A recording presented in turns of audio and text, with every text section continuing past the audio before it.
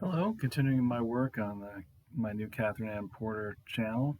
Today's video will be devoted to Katherine Anne Porter's great short story, The Downward Path to Wisdom, which I don't think got a lot of attention in her lifetime. It's become more famous, I think, since her death. I've seen it anthologized more, seen more papers being written about it.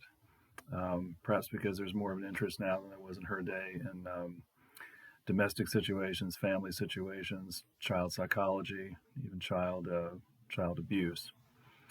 So I'm not going to go through the entire story because I assume those who've clicked on this video will have already read the story. But I did make a list of all the things that happens to the boy Stephen in this story. It's quite a bit. Going from the beginning to the end, kind of quickly summing everything up. His father calls him as dumb as an ox, says we'd be better off if we'd never had him. He shoves him, which does hurt him, the narrator says.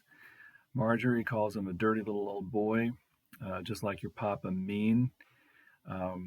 He hears his parents fighting so loudly and so violently that Marjorie comes out and says they have to go to their grandma's again, implying that they fought many times before, which I'm sure the boy knows. When he goes to his grandmother's, old Janet tells him, he gives her the creeps and calls him a bad boy because there's a little end of him showing. That's the way the narrator describes it. And he comes to realize there's something inside his clothes that indicates there's something bad about him. The children at school laugh at him.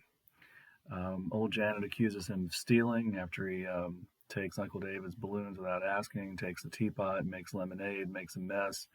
When all this is discovered, Uncle David calls him a thief and says it's simply in the blood, implying that his father is no good either.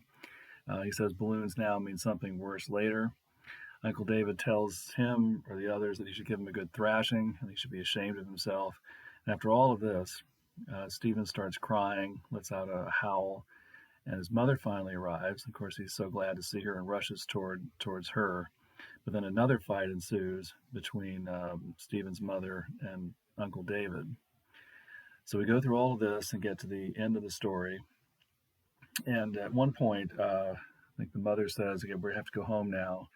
And Stephen says he doesn't want to go home, doesn't want to see his father, he doesn't like him. And his mother says don't. And then Stephen says he wants to go to school because the teacher at school protects him in a way.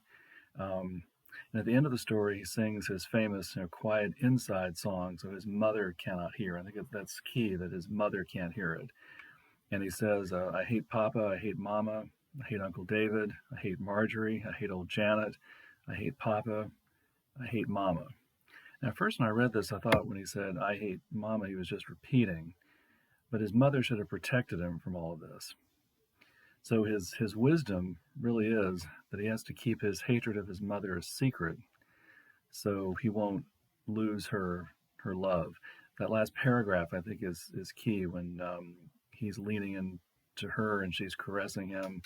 That's what he so desperately needs, especially after all that happens to him in this story. So that's the downward path to wisdom.